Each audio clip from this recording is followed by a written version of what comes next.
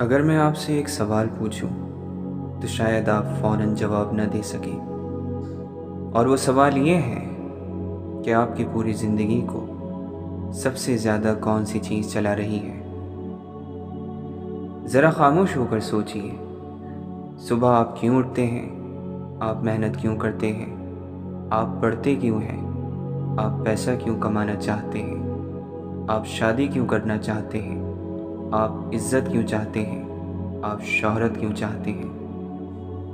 آخر وہ کون سی طاقت ہے جو انسان کو صبح بستر سے اٹھا کر پوری زندگی دوڑاتی رہتی ہے؟ اگر غور کریں تو جواب بہت سادہ ہے: خواہش۔ انسان خواہش کے بغیر شاید ایک قدم بھی نہ چل سکے۔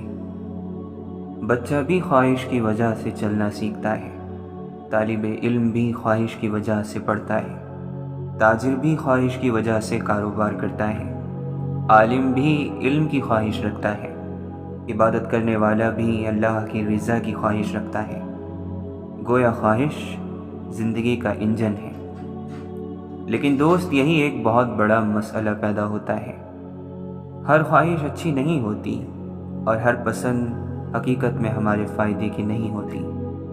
ہماری کچھ خواہشیں ایسی ہوتی ہیں جو صرف چند لمحوں کی خوشی دیتی ہیں، اور پھر انسان سے بہت کچھ چھین لیتی ہیں۔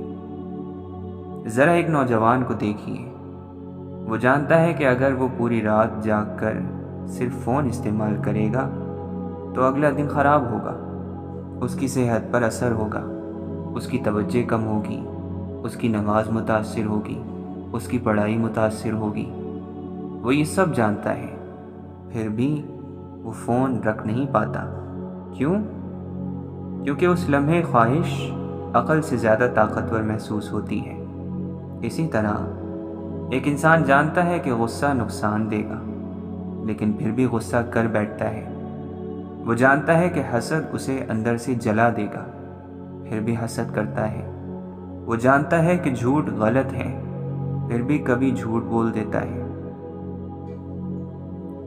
دوست، یہ صرف گناہ کی بات نہیں، یہ انسانی فطرت کی بات ہے۔ ہمیں ہمیشہ وہ چیز پسند نہیں آتی جو ہمارے لیے اچھی ہوتی ہے، اور ہمیں ہمیشہ وہ چیز بری نہیں لگتی جو حقیقت میں ہمارے لیے نقصان دہ ہوتی ہے۔ اسی لیے اگر انسان صرف اپنی خواہش کو اپنا رہنما بنا لے تو وہ ایک دن ضرور بھٹک جائے گا، کیونکہ خواہش آج کچھ چاہتی ہے، کل کچھ اور۔ آج یہ محبوب ہے، کل کوئی اور۔ آج ایک خواب، کل دوسرا خواب۔ خواہشیں بدلتی رہتی ہیں، لیکن حقیقت خواہشوں سے نہیں بدلتی۔ دوست، یہی وہ مقام ہے جہاں قرآن ایک ایسی بات کہتا ہے جو شاید انسان کی پوری نفسیات کو ایک آیت میں بیان کر دیتی ہے۔ اللہ تعالی فرماتا ہے: عَسَىٰ أَن تَكْرَهُوا شَيْئًا وَهُوَ خَيْرٌ لَكُمْ وَعَسَىٰ أَن تُحِبُّوا شَيْئًا وَهُوَ شَرٌّ لَكُمْ وَاللَّهُ يَعْلَمُ وَأَنْتُمْ لَا تَعْلَمُونَ۔ ممکن ہے تم کسی چیز کو ناپسند کرو حالانکہ وہ تمہارے لیے بہتر ہو، اور ممکن ہے تم کسی چیز سے محبت کرو حالانکہ وہ تمہارے لیے نقصان دہ ہو۔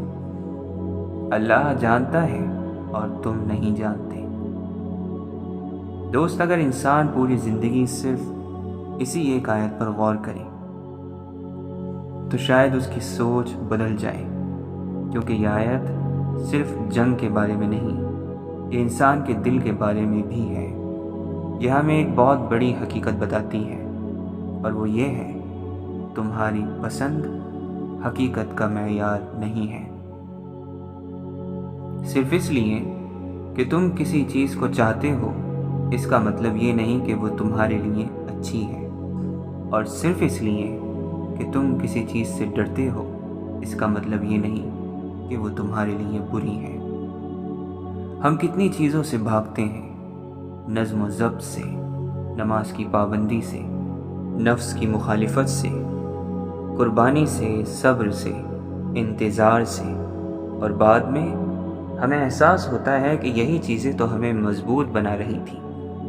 اور کتنی چیزوں کے پیچھے ہم بھاگتے ہیں: تعریف، شہرت، وقتی لذت، انا کی تسکین، اور بعد میں وہی چیزیں ہمارے دل کو کمزور کر دیتی ہیں۔ دوست، اصل مسئلہ یہ نہیں کہ انسان خواہش رکھتا ہے، اصل مسئلہ یہ ہے کہ انسان اپنی ہر خواہش پر اندھا یقین کر لیتا ہے۔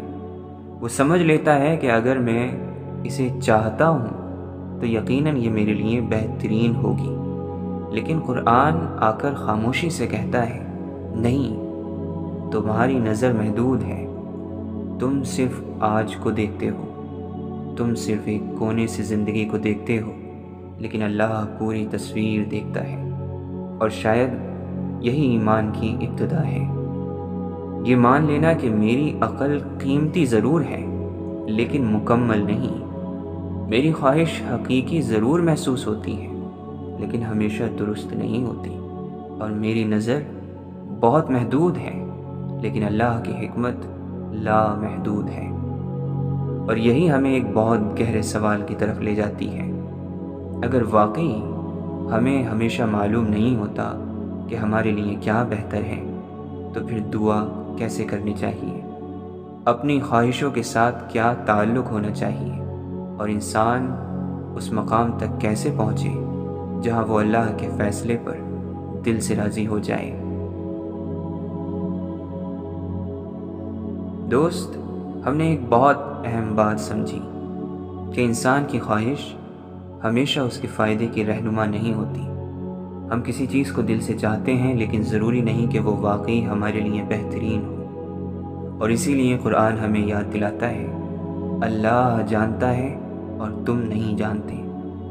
اب یہاں ایک بہت اہم سوال پیدا ہوتا ہے، اگر مجھے معلوم ہی نہیں کہ میرے لیے کیا بہتر ہے تو پھر میں دعا کیسے کروں؟ کیا میں اللہ سے اپنی خواہشات مانگنا چھوڑ دوں؟ نہیں، اسلام ہمیں دعا سے منع نہیں کرتا، بلکہ دعا تو عبادت کا مغز ہے۔ رسول اللہ صلی اللہ علیہ وسلم نے دعا کی، تمام انبیاء نے دعا کی، قرآن انبیاء کی دعاؤں سے بھرا ہوا ہے۔ تو پھر فرق کہاں ہے؟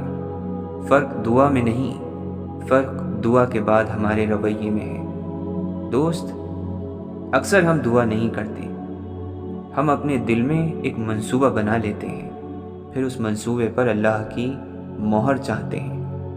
ہم کہتے تو ہیں یا اللہ مجھے یہ عطا فرما، لیکن ہمارے دل میں چھپا ہوا ایک اور جملہ بھی ہوتا ہے، اور اگر یہ نہ ملا تو میں مایوس ہو جاؤں گا، اگر یہ نہ ملا تو میری زندگی ادھوری رہ جائے گی، اگر یہ نہ ملا تو میرے ساتھ ناانصافی ہوئی ہے۔ اور یہی وہ مقام ہے جہاں انسان کی آزمائش شروع ہوتی ہے، کیونکہ یہاں سوال یہ نہیں کہ اللہ نے دعا قبول کی یا نہیں، اصل سوال یہ ہے کیا میں اللہ کی حکمت پر اعتماد رکھتا ہوں؟ دوست، ذرا ایک چھوٹے بچے کا تصور کریں، وہ 5 سال کا ہے، اسے ایک بہت تیز دھار چاقو پسند آ گیا، وہ رونے لگا، ضد کرنے لگا کہ مجھے یہی چاہیے۔ اب ایک اچھا باپ کیا کرے گا؟ کیا صرف اس لیے کہ بچہ رو رہا ہے وہ چاقو اس کے ہاتھ میں دے دے گا؟ نہیں، وہ جانتا ہے کہ بچہ اس وقت جو مانگ رہا ہے وہ اس کے نقصان کا سبب بن سکتا ہے۔ بچہ ناراض ہوگا، شاید سمجھے گا بھی نہیں، لیکن باپ اپنی محبت کی وجہ سے اسے وہ چیز نہیں دے گا۔ اب ذرا خود سے سوال پوچھیں، اگر ایک انسان اپنی محدود عقل کے باوجود اپنے بچے کے لیے بہتر فیصلہ کر سکتا ہے، تو پھر اللہ جس کا علم کامل ہے، جس کی حکمت کامل ہے، کیا وہ اپنے بندے کے لیے بہتر فیصلہ نہیں کرے گا؟ دوست، یہی وہ مقام ہے جہاں ایمان صرف زبان کا کلمہ نہیں رہتا، یہ دل کا اعتماد بن جاتا ہے، کیونکہ کہنا آسان ہے کہ اللہ سب سے زیادہ جانتا ہے، لیکن جب زندگی ہماری خواہش کے خلاف چلتی ہے تب یہ جملہ آزمایا جاتا ہے۔ جب وہ نوکری نہیں ملتی جسے ہم سب کچھ سمجھ رہے تھے، جب وہ رشتہ نہیں بنتا جسے ہم اپنی پوری خوشی سمجھ رہے تھے، جب وہ کامیابی دیر سے آتی ہے جس کے لیے ہم برسوں سے دعا کر رہے تھے، تب دل کے اندر 2 آوازیں پیدا ہوتی ہیں۔ ایک آواز کہتی ہے، میرے ساتھ ایسا کیوں ہوا؟ اور دوسری آواز آہستہ سے کہتی ہے، میرا رب وہ دیکھ رہا ہے جو میں نہیں دیکھ سکتا۔ اور دوست، یہ دوسری آواز ہی رضا کا آغاز ہے۔ رضا کا مطلب یہ نہیں کہ انسان کو کبھی دکھ نہیں ہوگا، رضا کا مطلب یہ نہیں کہ انسان روئے گا نہیں۔ حضرت یعقوب علیہ السلام بھی روئے، رسول اللہ صلی اللہ علیہ وسلم کی آنکھوں میں بھی اپنے بیٹے حضرت ابراہیم کی وفات پر آنسو آئے۔ دکھ ہونا انسان ہونے کی علامت ہے، لیکن رضا کا مطلب یہ ہے کہ دکھ کے باوجود دل اللہ کے فیصلے سے بدگمان نہ ہو۔ وہ یہ نہ کہے میرے رب نے میرے ساتھ ناانصافی کی، بلکہ وہ کہے اے اللہ، میں پوری حکمت نہیں جانتا، لیکن میں تجھے جانتا ہوں اور مجھے تیرے علم پر اپنے علم سے زیادہ بھروسہ ہے۔ دوست، یہ ایمان کی بہت بلند منزل ہے، اور قرآن ہمیں اس کی ایک بہت خوبصورت مثال دیتا ہے۔ حضرت موسیٰ علیہ السلام کی سوچئے، وہ اپنے وطن سے نکل چکے ہیں، اکیلے ہیں، ان کے پاس گھر نہیں، مال نہیں، کوئی سہارا نہیں، انہیں نہیں معلوم رات کہاں گزرے گی، کل کیا ہوگا۔ اور ایسے وقت میں اگر ہم ہوتے تو شاید ہم کہتے یا اللہ مجھے کھانا دے، مجھے گھر دے، مجھے نوکری دے، یا اللہ مجھے فلاں چیز دے۔ لیکن حضرت موسیٰ علیہ السلام کی دعا دیکھیے، انہوں نے فرمایا رب انی لما انزلت الی من خیر فقیر، اے میرے رب، جو بھی خیر تو میری طرف بھیجے میں اس کا محتاج ہوں۔ ذرا غور کریں، انہوں نے خیر کی شکل متعین نہیں کی، انہوں نے اللہ کو یہ نہیں بتایا کہ خیر کیسی ہونی چاہیے، انہوں نے صرف اتنا کہا مجھے خیر چاہیے، اور خیر کی حقیقت تو مجھ سے بہتر جانتا ہے۔ کتنی عاجزی ہے، کتنا یقین ہے، کتنا اعتماد ہے۔ اور پھر کیا ہوا؟ اللہ نے ان کے لیے وہ راستے کھولے جن کا انہوں نے تصور بھی نہیں کیا تھا۔ انہیں پناہ بھی ملی، رزق بھی ملا، عزت بھی ملی، اور خاندان بھی ملا، لیکن پہلے انہوں نے اپنی خواہش کو اللہ کی حکمت کے حوالے کیا۔ دوست، ہماری بہت سی بے چینی اسی وجہ سے پیدا ہوتی ہے کہ ہم اللہ سے خیر نہیں مانگتے، ہم اپنی پسند مانگتے ہیں۔ پھر اگر وہ پسند نہ ملے تو ہم سمجھتے ہیں کہ شاید دعا قبول نہیں ہوئی، حالانکہ ممکن ہے کہ دعا قبول ہو گئی ہو، صرف جواب ہماری امید سے الگ آیا ہو۔ اور یہی ہمیں آخری اور سب سے خوبصورت سوال کی طرف لے جاتا ہے۔ اگر انسان واقعی اس مقام پر پہنچ جائے جہاں وہ کہہ سکے کہ اے اللہ، مجھے وہی عطا کر جو تیرے علم میں میرے لیے بہترین ہے، تو پھر اس کی پوری زندگی کیسے بدل جاتی ہے، اس کی خواہشیں کیسے بدلتی ہیں، اس کا خوف کیسے بدلتا ہے، اور رضا آخر انسان کو اندر سے اتنا پرسکون کیوں بنا دیتی ہے۔ دوست، ہماری پوری گفتگو کا خلاصہ شاید ایک سوال میں چھپا ہوا ہے۔ آخر انسان کو بے سکون کیا کرتا ہے؟ کیا غربت؟ ہمیشہ نہیں۔ کیا بیماری؟ ہمیشہ نہیں۔ کیا ناکامی؟ نہیں، کیونکہ ہم نے ایسے لوگ بھی دیکھے ہیں جن کے پاس بہت کم تھا پھر بھی وہ سکون میں تھے، اور ایسے لوگ بھی دیکھے ہیں جن کے پاس دنیا کی ہر نعمت تھی لیکن ان کا دل بے چین تھا۔ تو پھر فرق کہاں ہے؟ فرق اکثر حالات میں نہیں ہوتا، فرق انسان کے تعلق میں ہوتا ہے اپنی خواہش کے ساتھ۔ دوست، جب انسان یہ فیصلہ کر لیتا ہے کہ میری خوشی صرف اسی چیز سے وابستہ ہے جو میں چاہتا ہوں، تو وہ اپنی خوشی کو بہت چھوٹے دائرے میں قید کر دیتا ہے۔ پھر اگر وہ چیز مل جائے تو چند لمحوں کی خوشی، اور اگر نہ ملے تو مہینوں یا برسوں کی بے چینی۔ گویا اس نے اپنے دل کی چابی اپنی خواہش کے ہاتھ میں دے دی، اور خواہش کبھی مطمئن نہیں ہوتی۔ آج ایک چیز چاہیے، کل دوسری، آج ایک کامیابی چاہیے، کل اس سے بڑی کامیابی، آج ایک تعریف، کل اس سے زیادہ تعریف۔ خواہش کہتی ہے بس ایک قدم اور، لیکن وہ ایک قدم کبھی ختم نہیں ہوتا۔ اسی لیے اگر انسان کی خوشی صرف اپنی خواہش کے پورا ہونے پر قائم ہو تو وہ ہمیشہ کسی نہ کسی کمی میں زندہ رہے گا۔ دوست، یہی وہ مقام ہے جہاں رضا انسان کو آزاد کرتی ہے۔ رضا کا مطلب یہ نہیں کہ انسان خواہش رکھنا چھوڑ دے۔ اسلام نے ایسا کبھی نہیں سکھایا۔ آپ رزق مانگ سکتے ہیں، صحت مانگ سکتے ہیں، اولاد مانگ سکتے ہیں، علم مانگ سکتے ہیں، کامیابی مانگ سکتے ہیں، یہ سب جائز دعائیں ہیں، لیکن رضا یہ سکھاتی ہے کہ خواہش رکھو مگر اپنی خواہش کو اللہ سے بڑا نہ بنا لو۔ فرق بہت باریک ہے، اور یہی فرق بے سکونی اور سکون کے درمیان ہے۔ دوست، ذرا تصور کریں، ایک مسافر پہاڑوں میں سفر کر رہا ہے۔ اس کے ہاتھ میں ایک چھوٹا سا نقشہ ہے، وہ صرف چند 100 میٹر تک دیکھ سکتا ہے۔ دوسری طرف ایک رہنما ہے جو پورا راستہ جانتا ہے، کس موڑ پر خطرہ ہے، کس وادی میں سیلاب آتا ہے، کس راستے میں تکلیف ہے اور کس راستے کے آخر میں منزل ہے۔ اب اگر مسافر ہر موڑ پر رہنما سے بحث کرے تو کیا وہ منزل تک آسانی سے پہنچ سکے گا؟ شاید نہیں۔ لیکن اگر وہ یہ کہے مجھے پورا راستہ نہیں معلوم لیکن مجھے اپنے رہنما پر اعتماد ہے، تو پھر ہر موڑ اس کے لیے آسان ہو جاتا ہے۔ دوست، اللہ کے ساتھ مومن کا تعلق بھی کچھ ایسا ہی ہے۔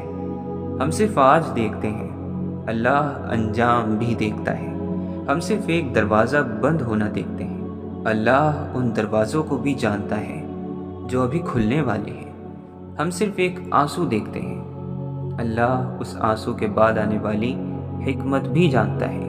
اسی لیے مومن کی دعا صرف یہ نہیں ہوتی اے اللہ مجھے میری پسند دے، بلکہ آہستہ آہستہ وہ یہ سیکھتا ہے کہ اللہ مجھے وہ عطا فرما جو تیری حکمت میں میرے لیے خیر ہے، اور اگر میری پسند میرے لیے نقصان دہ ہے تو میرے دل کو اس سے بھی آزاد کر دے۔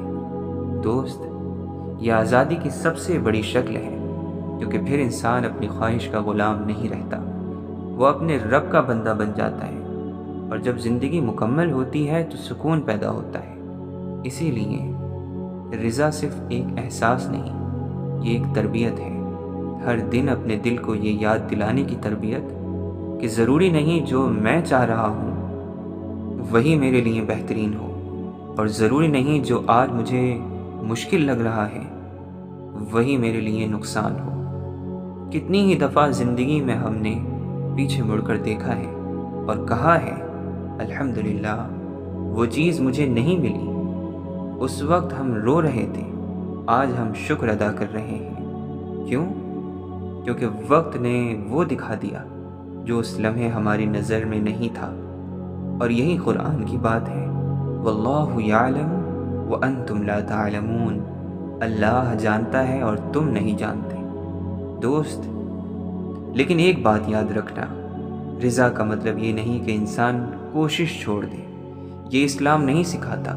اسلام یہ نہیں کہتا بیٹھ جاؤ کچھ نہ کرو، بلکہ اسلام کہتا ہے اپنی ذمہ داری پوری کرو، اپنی پوری محنت کرو، اپنی نیت کو خالص رکھو، حرام سے بچو، حق پر قائم رہو، دعا کرو، مشورہ لو، فیصلہ کرو، اور پھر نتیجے کو اللہ کے سپرد کر دو۔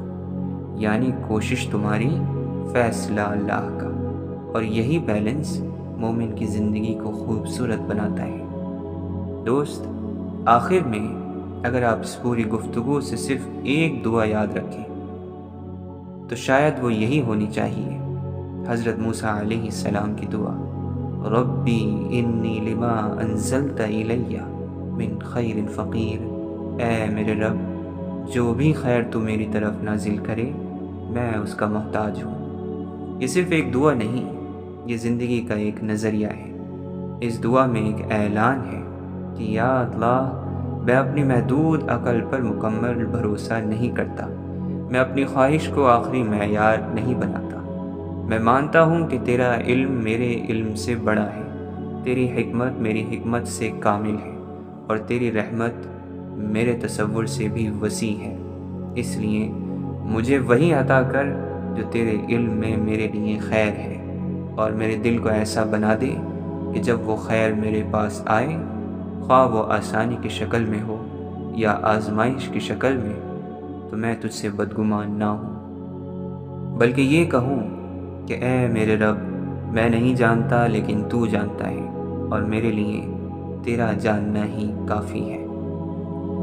یہی وہ مقام ہے جہاں خواہشیں ختم نہیں ہوتی لیکن ان کی حکمرانی ختم ہو جاتی ہے، جہاں دعا ختم نہیں ہوتی لیکن ضد ختم ہو جاتی ہے، جہاں کوشش ختم نہیں ہوتی لیکن بے صبری ختم ہو جاتی ہے، اور جہاں انسان پہلی بار اپنی مرضی سے زیادہ اپنے رب کی حکمت سے محبت کرنا سیکھ لیتا ہے، اور اس کیفیت کا نام رضا ہے۔